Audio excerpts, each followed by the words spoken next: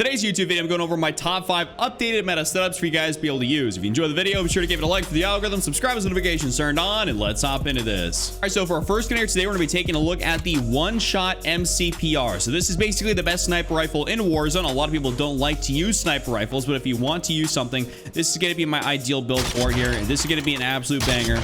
You guys should 110% be using this one if you're going to be using a sniper, because this is what's going to get you those one shots. All right, so hopping into it here, our first attachment is going to be the Nil Sound 90 suppressor. So we're really trying to extend out our range here, and this is going to be a long range build, not like an ADS build, but the Nil Sound 90 for sound suppression, bullet velocity, damage range, and recoil smoothness. That does kind of help out when you're trying to hit those like follow-up shots of the recoil smoothness, so that's kind of why that is on there. The tune on that is going to be a minus 1.40 and a plus 1.0, pretty much maxed out there on the bottom. Now we're going to go up in here and run the 22 OMX-456 barrel. This is the largest barrel we have, so that increase in recoil control, damage range, bullet velocity, and hip fire accuracy is all something we definitely need. Like I said, we're trying to extend this out as much as possible, because Lord knows that when you're playing this game, getting one shots with snipers in this is very, very difficult. Like it sometimes can be kind of a bit of a task. But the tune on that is going to be a plus 0.50 and a plus 0.39 on the bottom, so almost maxed out, I think. Now we're gonna go down here and we're gonna run the 300 mag explosive rounds. So this is what is really gonna help you out with those one shots. When you actually take somebody out, it's gonna kind of burn them, it's gonna explode, and you're gonna get that splash damage, because I know a lot of snipers in this game, you really can't get those like true like one shots like how we used to in Warzone 1 and kind of RIP Warzone 1 right now, because those servers officially went offline, so I'm kind of sad about that. But this is what's gonna help us get those one shots. And by the way, they will be coming back here in Warzone, like with Modern Warfare 3, the actual regular one shot. So this is what we're really gonna have to do just for now. But that is the ammunition. The tune on that is gonna be minus 0.70, a plus 9.0 on the bottom. Now we go down here, we're in the 5-round mag. So definitely just got the 5-round mag. It kind of speeds up the gun here a little bit. We really don't need to have like, you know, a 10, 15, something like that. I mean, 5 is perfectly fine, because it is a magazine reloaded sniper rifle, which in my opinion is always better than having something like the Kar 98K, which was like a single shot reload, which always made it super annoying to be able to use. So the 5-round mag here is just a great option to speed us up a little bit. And last but definitely not least, we have the Forge Tac Delta 4, which is pretty much like the go-to 5.5 times magnification sight, which is not going to be too far, it's not going to be too close. And to be honest, if you're trying to shoot someone and they're looking really kind of distant in that 5.5 times, you probably shouldn't go for it, because you're not going to get that shot off early anyways. It's not going to hit. So definitely keep this on there. This is the perfect sight for you guys to be able to run. And the tune on that is going to be minus 2.42 and all the way maxed out for that close distance to bring it in as close as possible, because we're really for real trying to see those targets. But that's my full build there for the one-shot MCPR. All right, next up, I want to give you guys a build here for my updated Vaznev 9K. So this is an absolute heater of an SMG. I modified a few things. You can see the strafe speed's actually kind of ridiculous on it.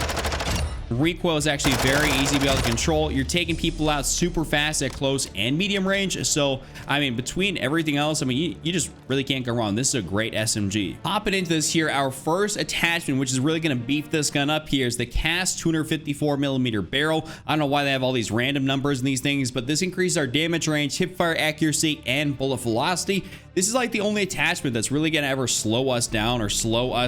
So that's why I've modified the gun to make it like even better or more mobile, just because I was like, man, I got to make this thing more mobile to compete with something like the Lockman sub, the ISO. So that's why we have this on here, or we'd have those other attachments.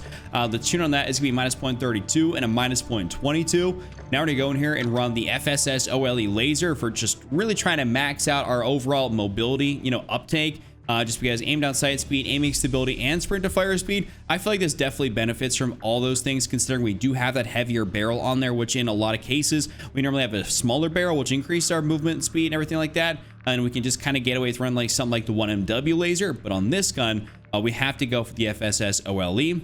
The tune on that is going to be a minus 0.18 and minus 18.10. Now we're going to go down here and run the 45-round mag. So 45 is just kind of our only option. It comes with 30-round stock, which is not necessarily terrible if you're finding it on the ground. But if you're actually playing the game, you got a loadout, 30 rounds is not going to cut it. It doesn't matter if you're playing solos or not, 30 rounds is not going to cut it. What happens if you come in contact with one more person, or like, you know, 2 people in solos? That happens a lot. You're just going to be screwed. So you definitely should be running this and just from all points in time. Now we're gonna move on back here for the True Tag. Great for that sprint to fire speed and aim down sight speed. Just gotta speed the gun up. The tune on that is gonna be minus 0.39 and minus 0.15. And last but not least, one of my favorite attachments on this build is the broadside FCT stock. So this is not like, you know, if you look around on some different websites like Meta, but when I put this on there, I was like, okay, it kind of reminds me of the Lockman sub with an FT mobile stock. And I was like, this is it right here. Like, this makes me feel like I can strafe, I can move around, I can go super nuts, super bonkers, balls to the wall. I feel great while doing it. So that's why I got this on there. And I'm telling you right now, this is a great attachment. The tune on that is going to be just left at 0-0 there on that left side because it sucks to tune that. Like, you don't get anything good. No matter which way you tune it, you're only losing. It's kind of wild how that works. Then we have it at minus 0.85 there on the bottom because we just want a little bit more aim walking speed. But that's my full build there for the Vaznev 9K. It's an absolute banger. Next up here on our list is going to be the Big Daddy Cast-Off 7.62. This thing is an absolute unit. I mean, it hits hard. It's going to have a little bit of recoil, but it's actually a really, really solid gun to be able to use. So, like I said, it's going to have a little bit of recoil, so you're going to have to control at that long range, but otherwise, this thing is really, really good. All right, first attachment in here is going to be the TY-LR8 for that horizontal recoil control. This gun's going to bounce around kind of regardless, and having the horizontal recoil kind of kept under lock makes it so all you really have to worry about is just kind of controlling the vertical recoil, which is something that's much more doable. It's much harder to control something that's bounced around to side. That is so much more work to be able to do, and it makes it not viable at long range. So this really helps kind of, you know, stabilize that out. The tune on that is going to be a plus 0.70 and a plus 0.14. Now we're going to go up in here and run the CAS 584 millimeter barrel. I was about to stumble over that, so I just skipped a few letters. But anyways, we have the increase our damage range, bullet velocity, hipfire accuracy, and recoil control. This is a great attachment here. It's the largest barrel we got, so we're definitely going to be running that. The tune on that is going to be a plus 0.37 and a minus 0.23.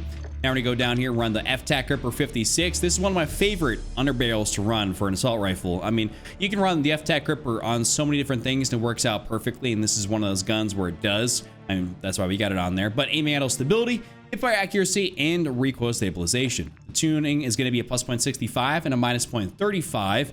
Now we're gonna go down here and run the 40 round mag. So this is kind of like, apart from that recoil, the only drawback you're gonna get with this gun is just because it doesn't have a 45, 50, or 60 round mag. Like, I'd prefer a 50 or 60, but 40 is gonna have to do. And I mean, it's all right because it hits really hard, but that's the only drawback to this gun here at all, minus the recoil.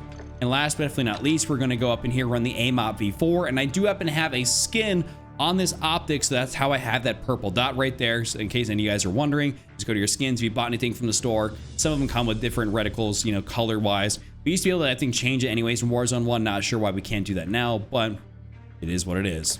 The tuning is going to be a minus 2.13 and max out in that far distance there on the bottom. So that's my full build there for the Cast-Off 7.62. All right, for our fourth gun here today, we're going for an absolute unit of an SMG, aka the ISO 45. This thing is still ridiculous. I mean, look at that strafe speed. You're moving around almost arguably faster with that Vaznev 9K. So I mean, look at close range, pretty easy. Medium range, sometimes it gets a little bit hectic. Sometimes seeing through those sights gets a little bad, but otherwise, this thing is ridiculous at close range. So hopping into it here, our first attachment to kind of curtail, to be able to control that recoil, is the Spiral V3.5 flash hider. This is a tried and true attachment, a method that works when controlling SMGs or just different guns recoil. And we've ran the Spiral V3.5 on a few different guns here in Warzone.